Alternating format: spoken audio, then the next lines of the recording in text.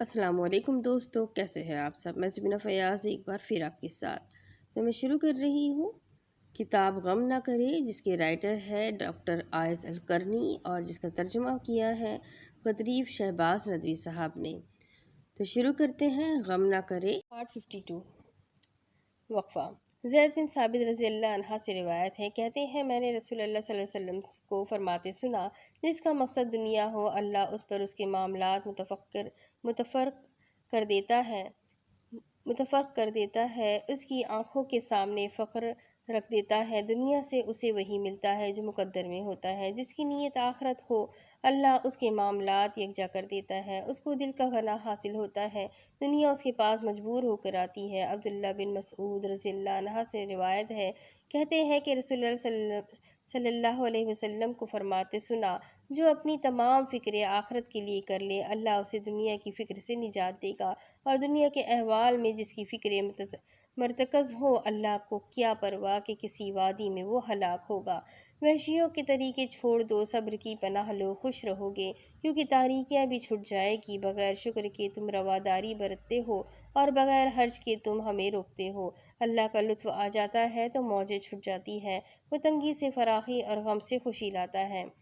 एतदाल ही में राह निजात है। सआदत का कमाल तीन चीज़ों पर है: गज़ब और एतदाल हो, शहवत में एतदाल हो, इल्म में एतदाल हो। आदमी के लिए ज़रूरी है कि उसका हर मामला मोतदिल होता, कि क़ुव्वत शहूद ना बढ़े कि रुख़सतें ढूंढे और हलाक हो जाए। क़ुव्वत गज़ब के बढ़ने से सरकशी बढ़ेगी, आदमी हलाक होगा।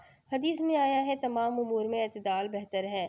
जब क़ुव्वत इल्म के इशारे पर ये दोनों उमूर साथ मोतदिल हो जाए तो हिदायत का रास्ता मिलेगा। इसी तरह गज़ब अगर बढ़ जाता है तो मरने मारने पर आदमी उतर आता है, और अगर गुस्सा कम हो जाता है तो गैरत और दीन और दुनिया के बारे में हमियत चली जाती है। एतदाल पर रहे तो सब्र, शजाअत और हिकमत पैदा हो जाती है। ऐसे ही शहूद बढ़ जाए तो फसक व फजूर बहुत हो जाएगा, और अगर कम हो जाए तो आजिज़ी और फतूर पैदा हो जाएंगे। लेकिन अगर मोतदिल रहे तो उफ़त और कनाअत हासिल होगी। हदीस में है, तुम पर लाजमी है कि मोतदिल कुर्बानी दो। कुरान कहता है कि इसी तरह हमने तुम्हें उम्मत वसत बनाया है। आदमी अपनी गालिब सफ़ात के साथ, ये अच्छी बात है कि खैर की सफ़ात बुरी आदतों पर गालिब हो और आपको हर मामले में तारीफ़ के काबिल बना दे। तब आप में कोई बुराई भी होगी तो मानेंगे नहीं, क्योंकि पानी ज़्यादा हो तो गंदी चीज़ नीचे बैठ जाती है। पहाड़ से एक पत्थर घटा लिया या बढ़ा दिया जाए तो कोई फ़र्क नहीं पड़ता। मैंने पढ़ा है कि हलीम अल अरब क़ैस बिन आसिम शरीफ व सखी और बरा मक्का और मशहूर सिपह सालार रखनबिया बिन मुस्लिम की हजू की गई और सख्त नुक्ताचीनी की गई। मैंने पाया कि तनकीद और सबो शितम महफूज नहीं रही, ना नकल हुई और ना किसी ने उसकी तस्दीक की, क्योंकि मुहासिन और कारनामों के समंदर में ये कतरा था जो गुम हो गया। उसी के मुकाबले में हजार, अबू मुस्लिम अल खरासानी और हाकिम बामरल्ला अल अबीदी की खूब मदह व सलाह की गई, लेकिन वो तारीफ़ और कसीदे ना महफिलों में रहे, ना माकूल हुए, और ना किसी ने उनको सच माना, क्योंकि वो उनके जुल्म, जवार और झूठ के तूफ़ान में गुम होकर रह गए। आप इसी तरह पैदा होते हैं।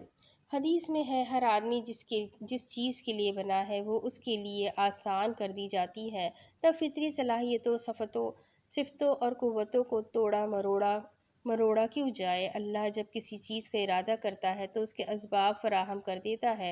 उससे ज़्यादा बदबख्त और बदनसीब कोई नहीं जो अपने आप को बदलना चाहे। होशियार और अक्लमंद वो है जो अपने आप को पढ़ता है और अपनी जगह मुतमईन रहता है। जिस काम के लिए वो बना है उसमें खला दूर कर देता है। पहरेदारी में हो या मुकदमा अलजैश में, हर जगह लोहा मनवाता है। शेख अल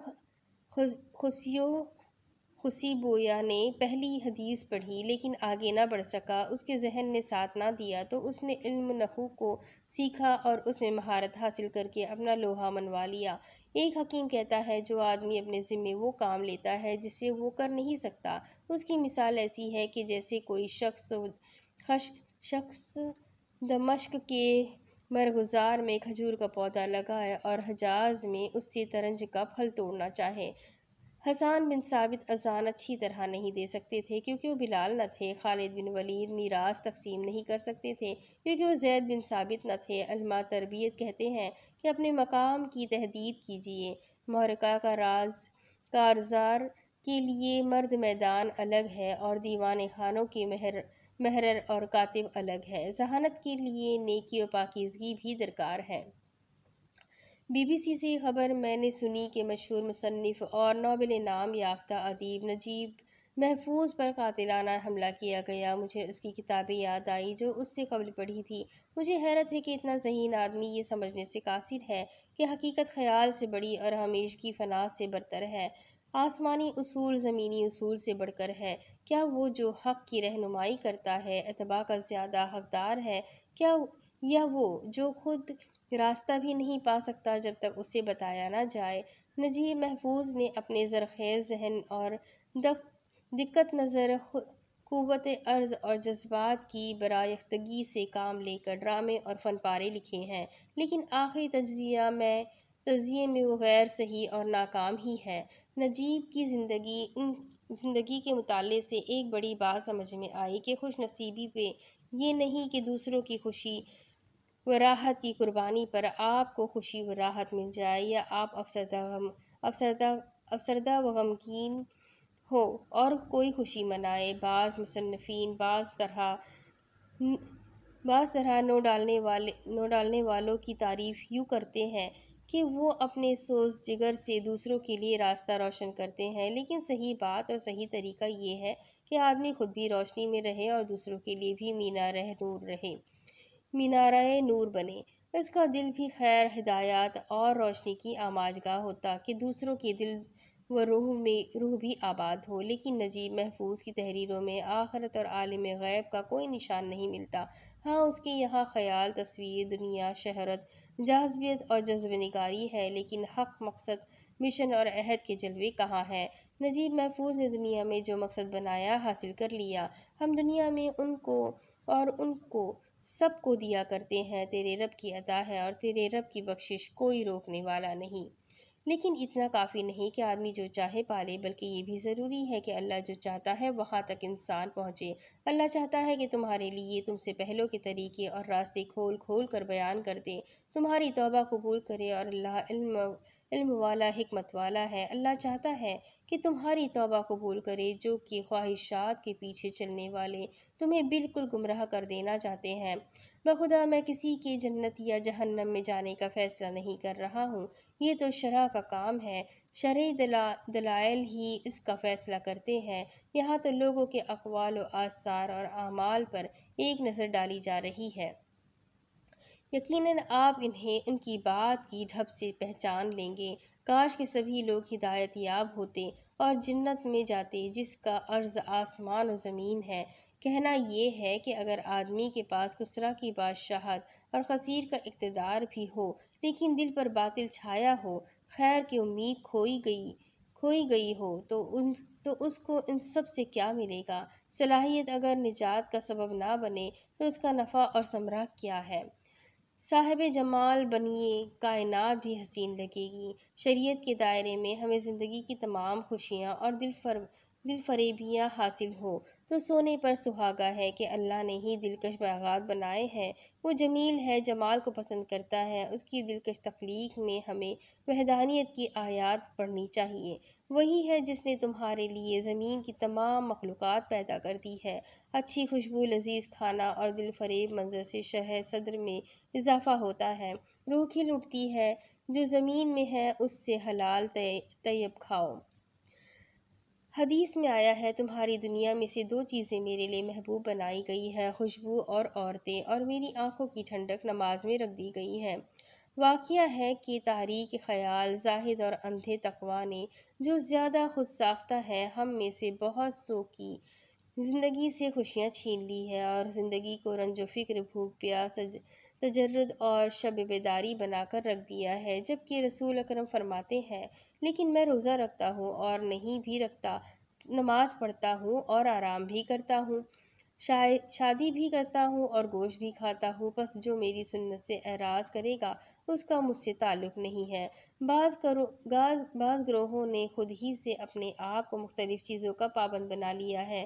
یہ تر چیزیں نہ کھائے گا، وہ ہنسے گا نہیں، وہ ٹھنڈا پانی نہ پیے گا۔ کیا عجیب بات ہے، جیسے بیچاروں کو معلوم ہی نہ ہوا کہ یہ نفس کی تعذیب ہے، اس کی روشنی کو ماند کر دینا ہے۔ کہہ دو اللہ نے بندوں کے لیے جو زینت اور پاکیزہ رزق اتارا ہے اسے کون حرام کر سکتا ہے۔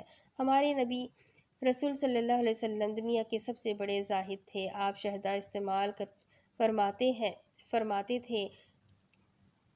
استعمال فرماتے تھے کیونکہ اللہ نے شہد اسی لیے بنایا ہے کہ کھایا جائے۔ شہد کی مکھیوں کے پیٹ سے ایسا مشروب نکلتا ہے جس کے رنگ مختلف ہے اور اس میں لوگوں کے لیے شفا ہے۔ آپ نے بیواؤں اور کنواریوں سے بھی شادی بھی کی، جو عورتیں پسند آئی ان میں سے دو تین چار سے شادی کرو۔ آپ نے عید وغیرہ میں بہترین کپڑے بھی پہنے، ہر نماز کے وقت زینت اختیار کرو، یعنی نبی روح کا حق اور جسم کا حق دونوں ادا کرتے تھے، دنیا و آخرت دونوں کی بھلائی چاہتے تھے، کیونکہ دین فطرت لے کر آئے تھے جس پر اللہ نے لوگوں کو پیدا کیا ہے۔ اب اس کے آگے کی کہانی، اس آگے کی کتاب میں آپ کو اگلی قسط میں پڑھ کر سناؤں گی کہ آگے اس کتاب میں کیا لکھا ہے۔ جاننے کے لیے میرے ساتھ بنے رہیں اور چینل کو سبسکرائب کر لیں، بیل آئیکن کو دبا دیں اور ساتھ ہی ساتھ ویڈیو کو لائک کرنا نہ بھولیں اور اپنے کمنٹ کر کے ضرور بتائیں کہ آپ کو یہ کتاب کیسی لگ رہی ہے اور اپنے دوستوں کے ساتھ شیئر ضرور کریں۔ تو ملتے ہیں اگلے قسط میں، تب تک کے لیے اپنا خوب سارا خیال رکھیں، مجھے بھی دعاؤں میں یاد رکھیں۔ اللہ حافظ۔